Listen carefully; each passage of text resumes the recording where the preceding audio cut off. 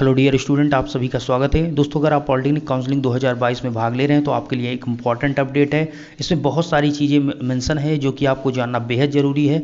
और अगर आप 2022 पॉलिटेक्निक करने जा रहे हैं तो इस चैनल से ज़रूर जुड़ें। लगातार अपडेट और लगातार आपको जो फर्स्ट सेमेस्टर की क्लासेस हैं आपको इस चैनल पर प्रोवाइड की जाएगी, तो चैनल को ज्वाइन करें जिससे आपकी तैयारी और आपको कॉलेज में सही निर्देश के अंतर्गत आपको कॉलेज में एडमिशन मिल सके। बहुत इंपॉर्टेंट अपडेट शासन की तरफ से क्या आया है वो मैं आपको मेंशन करता हूँ।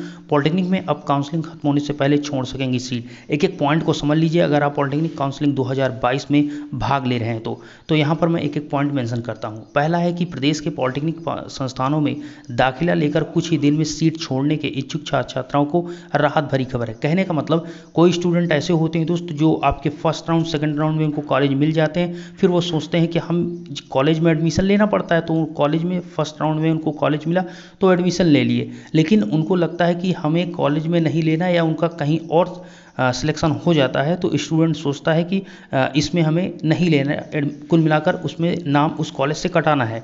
ठीक है, तो जब आपको नहीं कॉलेज लेना है तो ऐसे में ये बताया गया है कि जो फाइनल राउंड होगा, जो लास्ट राउंड होगा काउंसलिंग का, उस लास्ट राउंड काउंसलिंग से पहले आप अपना दाखिला निरस्त करा सकेंगे। और पहले ये होता था कि जो आप फीस जमा करते थे वो फीस वापस नहीं होती थी, लेकिन अब प्रवेश के लिए आपकी जो फीस जमा होती है वो अगर आप उसमें से नाम लास्ट राउंड के पहले निरस्त करा देते हैं तो आपको वो फीस भी वापस कर दी जाएगी। इस बार ऐसा हो रहा है, आप देख सकते हैं। अब तक ऐसा करने वाले विद्यार्थियों की फीस वापस नहीं होती थी, लेकिन शासन ने इस नियम में बदलाव की अनुमति दे दी है। नियम में कुछ बदलाव और भी किए गए हैं। ऐसा दोस्तों, अब फर्स्ट आपने पॉइंट समझ गए हैं कि अगर आप फाइनल राउंड लास्ट राउंड के पहले अगर आप अपना नेम कहीं एडमिशन करा लेते हैं, जो राउंड फर्स्ट या सेकंड थर्ड राउंड में जिसमें कॉलेज मिल जाता है, और फाइनल राउंड के पहले आप नेम कटा कर, तो आपको नेम अपना हटाने पर कॉलेज से आपको जितने फीस आप जमा करे रहेंगे वो फीस आपको मिल जाएगी। पहले ऐसा नहीं होता था। ठीक है।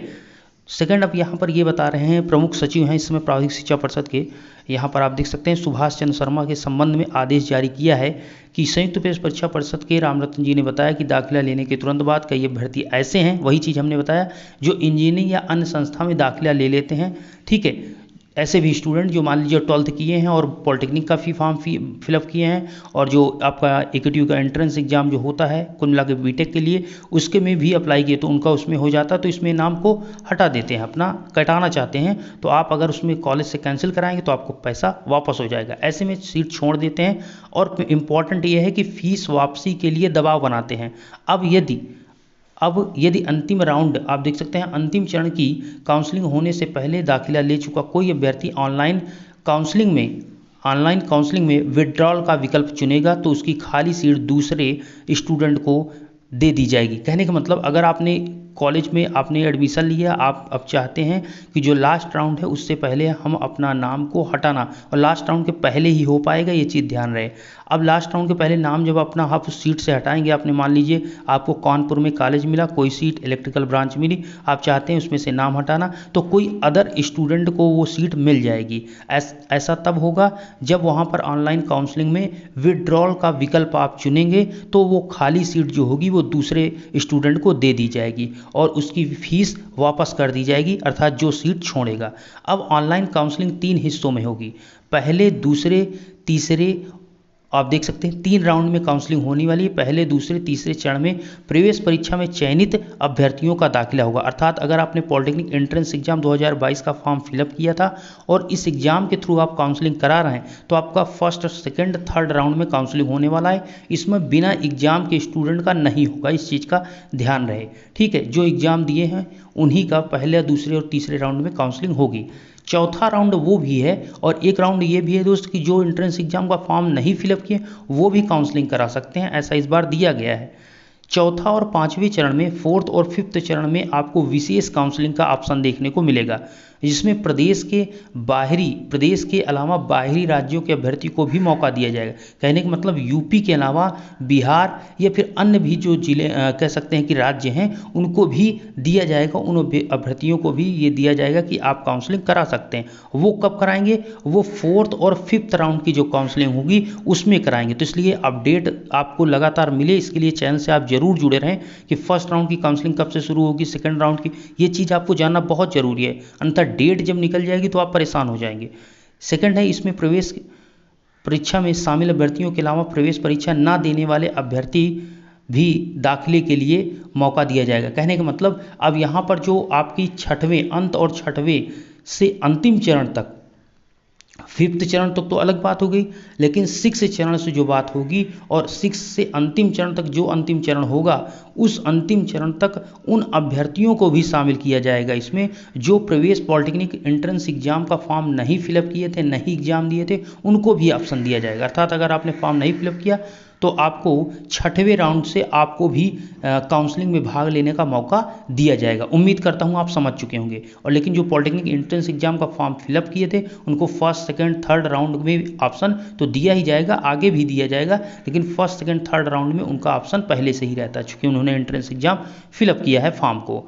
एक इंपॉर्टेंट ये भी है दोस्तों, यहाँ पर आपको बता दूं, ये चीज़ तो ऑलरेडी आपको पता है 7 से शुरू हो सकती है काउंसलिंग, ये चीज़ तो आपको हमने ऑफिशियली जो वेबसाइट पे आया था ये चीज़ मेंशन किया था, आपने भी देखा होगा। एक इंपॉर्टेंट इसमें ये है कि कुछ प्रमुख निर्देश क्या जारी हुए। काउंसलिंग में चयनित अभ्यर्थियों को संस्था या पाठ्यक्रम का आवंटन योग्यता क्रम और दिए गए विकल्पों और आरक्षण के आधार पर करना होगा। कहने का मतलब जो आपकी काउंसलिंग आप अप्लाई करेंगे तो किस लड़के को किस सीट किस कॉलेज में दी जाए ये आपका किस हिसाब से चूज किया जाएगा, चयनित किया जाएगा। तो ये आपके पाठ्यक्रम का जो आपको कौन सा मतलब कि सेमेस्टर मतलब कि कौन सी ब्रांच मिल जाएगी, कौन से कॉलेज मिलेगा, ये आपके योग्यता क्रम और दिए गए विकल्पों और आरक्षण के कितने नंबर हैं आपके, आप कह सकते हैं कि आप ओबीसी एससी जो आरक्षण स्टूडेंट को मिलते हैं, ठीक है, तो उनको आरक्षण के बेस पर भी यहाँ पर दिया जाएगा। सेकंड ये है कि काउंसलिंग में आवंटित संस्था यदि प्रवेश देने में आनाकानी करती है, सबसे इम्पॉर्टेंट यहाँ पर यह है कि काउंसलिंग में अगर आपको जो काउंसलिंग के थ्रू कॉलेज मिला है, ठीक है, अगर वो कॉलेज आपको प्रवेश नहीं दे रही है, ऐसा होता नहीं है, अगर होता है तो आपके साथ तो के लिए बताया गया है आपको आनाकानी करती है तो अभ्यर्थी शिकायत पर संयुक्त प्रवेश परीक्षा परिषद अपने पास फीस जमा कराकर उसका दाखिला करेगी। कहने का मतलब आपका जो कॉलेज मिला है, मान लीजिए कानपुर कॉलेज मिला लेकिन कानपुर संस्था आपको एडमिशन नहीं दे रही, तो आप डायरेक्टली जो संयुक्त प्रवेश परीक्षा परिषद है उसमें आप फीस जमा करके डायरेक्ट वहां से एडमिशन दे सकेंगे, वो डायरेक्ट आपका एडमिशन कर देंगे, ठीक है, क्योंकि सब कुछ तो उन्हीं के हाथ में है। और जाँच में दोषी पाए जाने वाले संस्था पर कार्रवाई होगी, अर्थात जो ऐसा कॉलेज करेगा उस पर ये कार्रवाई भी करेंगे।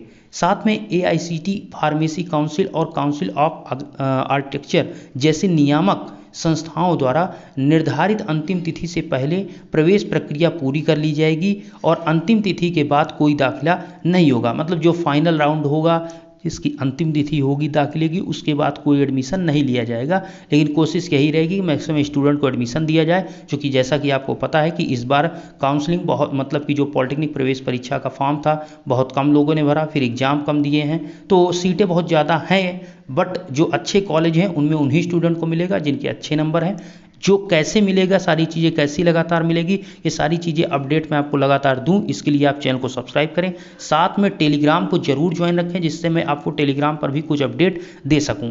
आगे की क्लासेस, आगे के कैसे कॉलेज में आपकी फीस होते हैं, कैसे हॉस्टल मिलते हैं, कैसी आपके मेस की क्या फीस होती है, ठीक है, आप सारी चीज़ें मैं आपको वीडियो के माध्यम से बताऊंगा जैसे जैसे आपका समय आएगा, अर्थात काउंसलिंग होगी उसके बाद कैसे कॉलेज में होता है, सब कुछ आपको यहाँ पर बताने वाला हूँ। फर्स्ट ईयर में कैसे आप पढ़ाई की शुरुआत करेंगे सारी चीज़ें बताई जाएंगी। पहले आप काउंसलिंग अच्छे से कराइए, ठीक है, और काउंसलिंग जैसे ही आती है सारी चीज़ें आपको अपडेट किया जाएगा। धन्यवाद।